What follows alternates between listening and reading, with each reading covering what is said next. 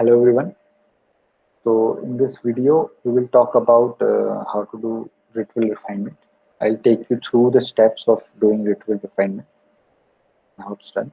So basically, for doing Rietveld refinement, you need two kinds of files.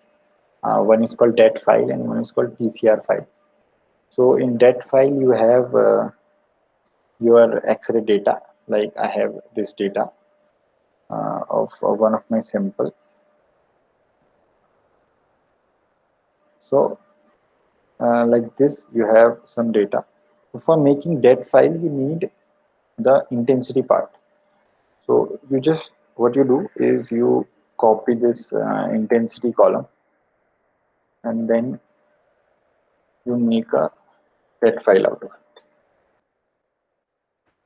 Notepad, um, pasting it here. So that file has a format.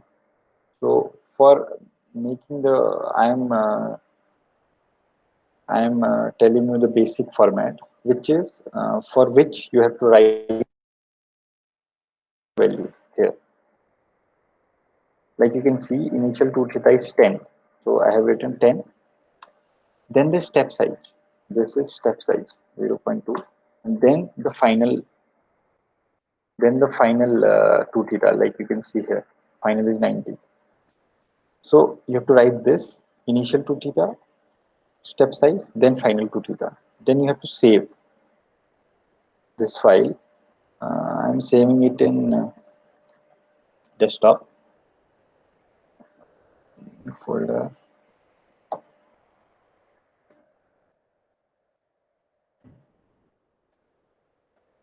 Okay, I'm saving it with the name rt.dat.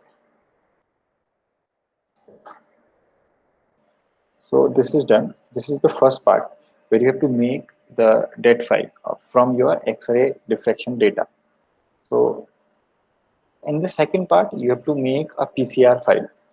What is a PCR file? PCR file is basically the model you give.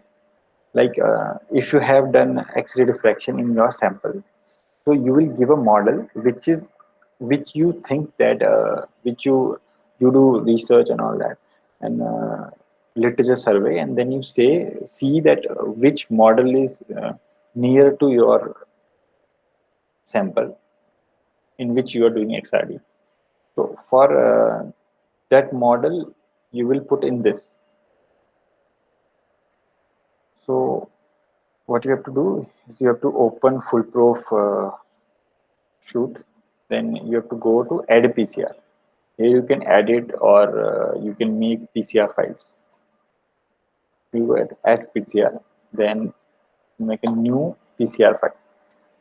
Okay, so I'll take you through one by one, filling all the things required for making a PCR file, basic PCR file. So firstly, we will give the name in the journal section, journal information. That is, we will give the name. Then in second, for in patterns, we'll add first you have to add one pattern. Okay, I have only one pattern, so I will add one. So here you have to browse your dat file, what you have made just now. So here you will browse your dat file.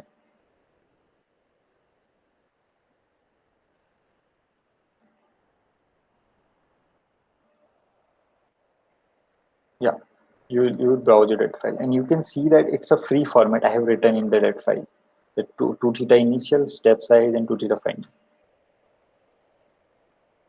After that, you will choose X-ray here. Simulation refinement data, you will choose X-ray here. Then in our lab, we use copper K alpha X-rays. So I have chosen copper. So if any other lab, if anyone uses other source, so you can choose. After that, I have to get peak shape.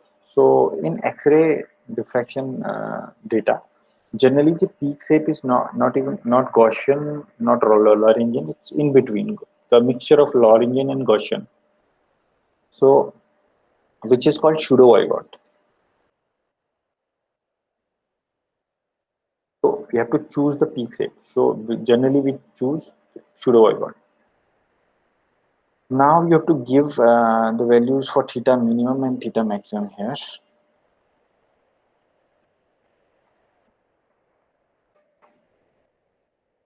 Minimum theta maximum. Then you have given the step size 0.02.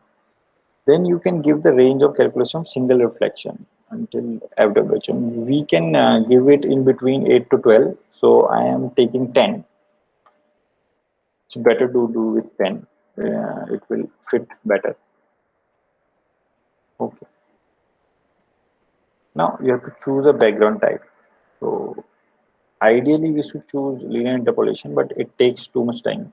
So we can choose 6 coefficient polynomial function at the initial level. Okay. Now phase. So in my compound, I have tetragonal phase. Tetragonal. Now in this phase section, you have to give contribution to pattern, current phase contribution. Then also here also you have to choose X-ray. Then the same peak shape.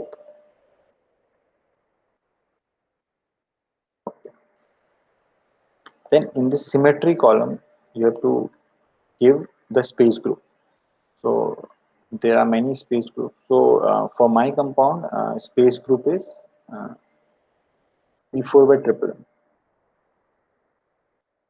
Or I will write directly the space group number 125. Okay. Okay. In this section, I have to do this. Now I will go to next section, that is refinement. Here, firstly, I'm doing cycles of refinement. How many iterations are they are going? How many cycles of refinement are there going to be? So generally, we choose 50, 100. You can choose. Okay. Atoms. So here you have to give information about the atomic positions or Wyckoff positions of your compound. So in my case, there are 6 elements. I will show you. Like you can see here, this model NDBaCO2O6 is and this one. So here 6 atoms are there. NDBaCO O1, O2, O3. Okay, I will write information about all of them there. This is called Wyckoff number. Okay, so this is 112 114. Okay, so we have to write this information there.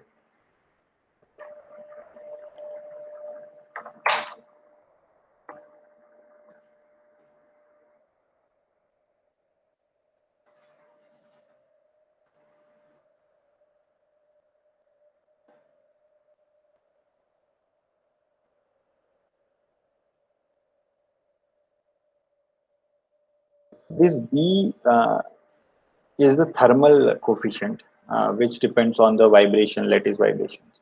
So for the initial, we are taking it 0, that no vibrations are there, but actually they are there. So we can refine this. I will talk to occupancy after putting the other all the atomic positions.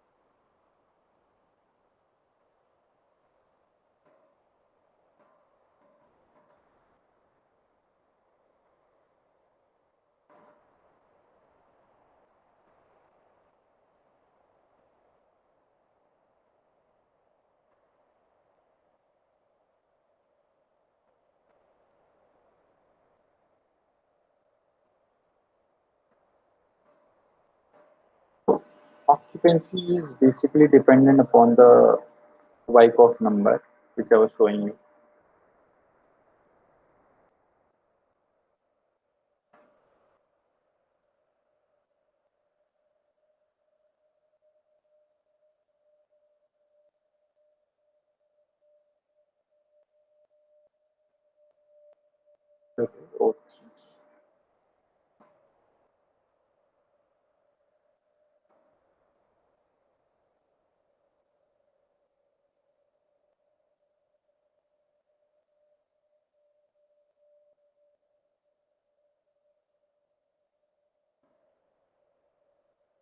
So for writing the occupancy, what we do is, like you can see here, these WIPO positions are given, like this WIPO of notations.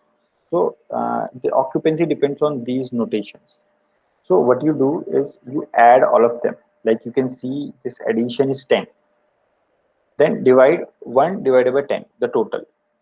This 1 divided by 10, 1 divided by 10, 2 divided by 10, 1 divided by 10. Like that you can write the occupancies. The addition should always be 1.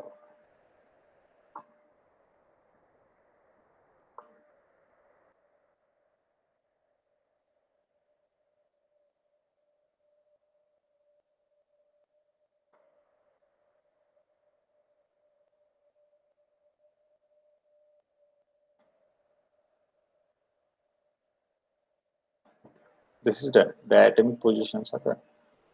So now we have to write the profile part. So scale should be around this 10 to the power minus 2 for initial values. After that we will refine this scale. So for this compound, the ABC are like 3.9, around 3.9, 7.6, and alpha beta gamma are all 90 because it's a tetragonal structure.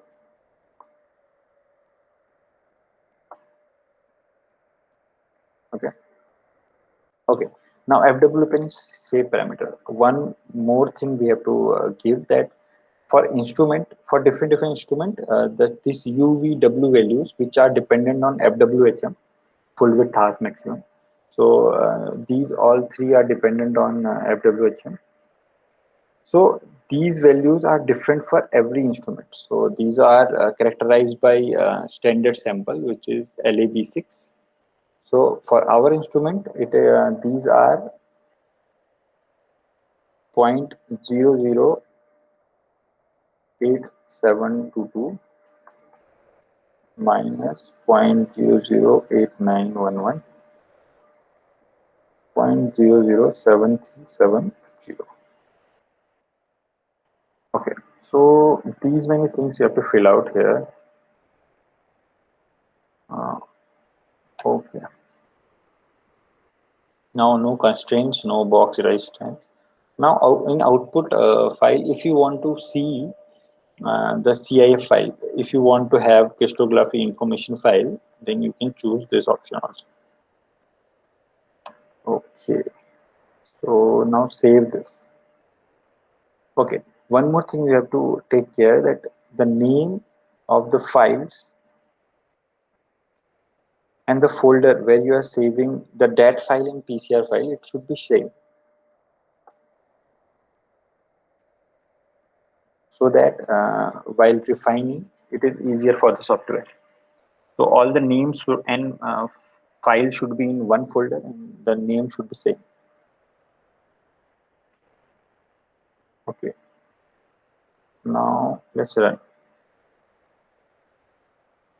Yeah, now we can see that yeah, it's not refining very well. Means these model and the our XRD data is not matching very well, but there are reflections.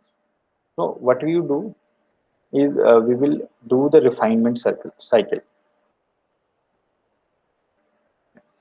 So for doing the Rietveld refinement, the different people use different strategy to do the refinement. I am talking about what strategy I use and what process I use. This is a basic process. Uh, so for doing this, firstly we will refine 0 plus scale, then first coefficient of background, then lattice parameters, then second coefficient of background. These will be on for whole refinement cycle. These all will be on. Firstly, we will on this. After that, we will refine one by one. We will on W, then off it, then on atomic position, then off. So I will show you one by one doing this. Okay, so firstly, we have to do what? We have to do 0, 0, because our instrumental 0 and The actual 0 can be different. So we will select both. We'll on them. Then we will run. We will save the file and then run the file. The same cycle we have to do. So now you can see that the model and our XRD data is coming closer, and this chi-square value is also getting decreased. So this should decrease. That means you are on a right path.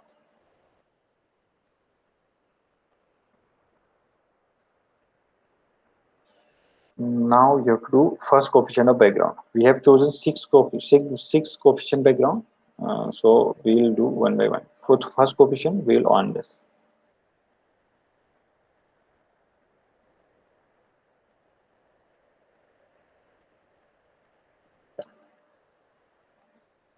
Then you can do second coefficient. No, not second coefficient. Then we have to do lattice parameters. Now you will see that lattice parameter will change according to my sample. Means, yeah, what are lattice parameters of my sample? They will be different from what I put them at first.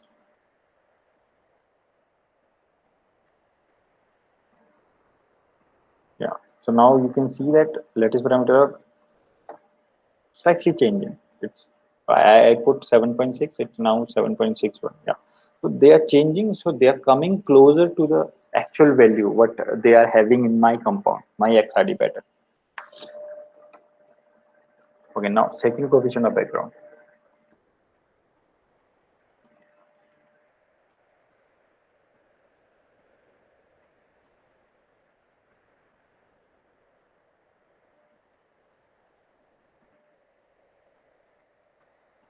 Okay. Now we will do W.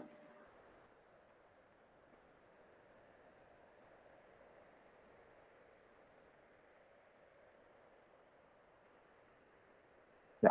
Now you can see it's nearly matching.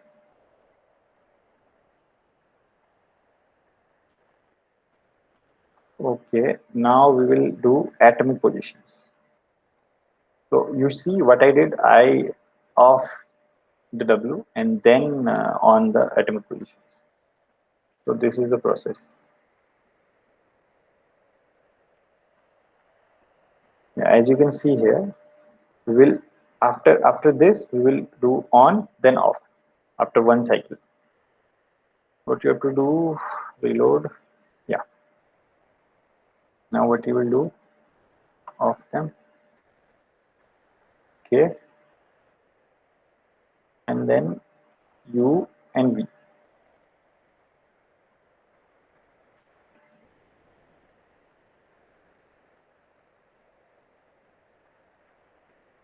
Yeah.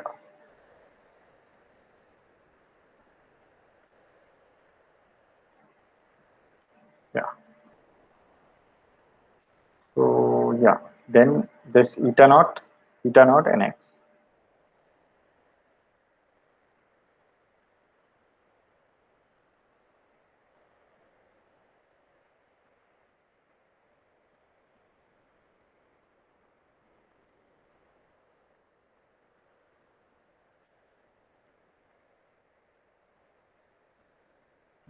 You can do, yeah, B overall you can do, but I am not doing because for my compound it comes negative. It shouldn't be negative.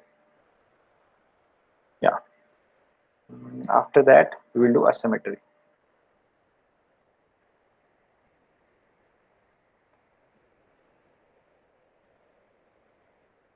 Okay.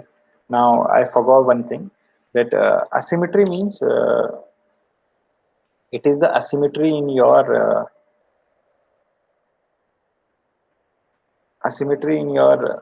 peak shape. So generally in the XRD pattern, for the lower angles asymmetry is there.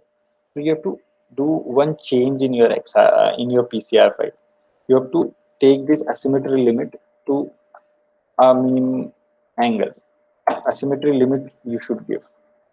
So I am giving 40 2 theta 40 as the asymmetry limit. So what will happen is that until 2 theta 40, asymmetry will be refined for my sample. So now I will try asymmetry. So I am now given the limit. Now I will try.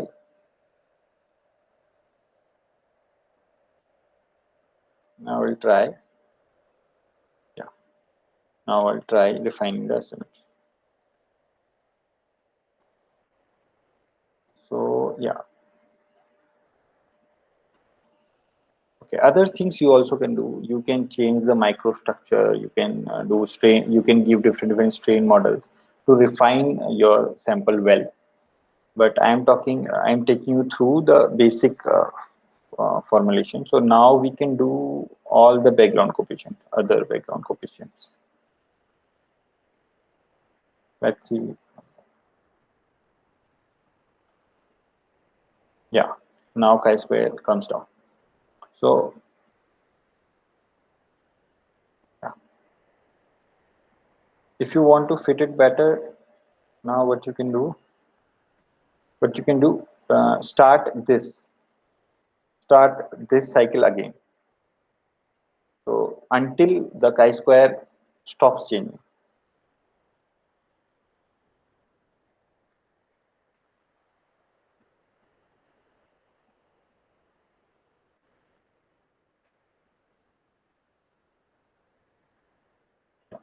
Now we'll do atoms.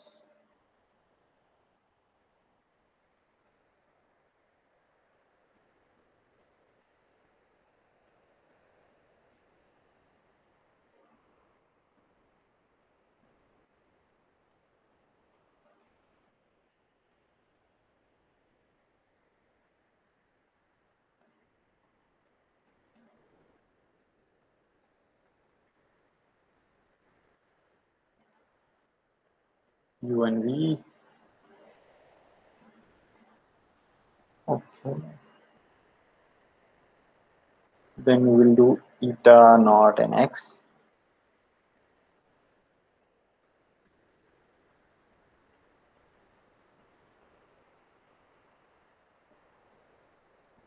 Okay.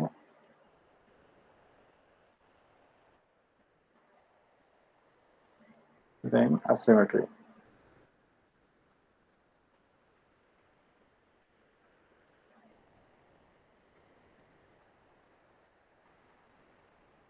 Yeah. Now we can see it is fitting very good. Means you can do different things. In my sample, I do strain refinement or that. Yeah, but this is the basic Rietveld refinement process you can do to refine your XRD pattern.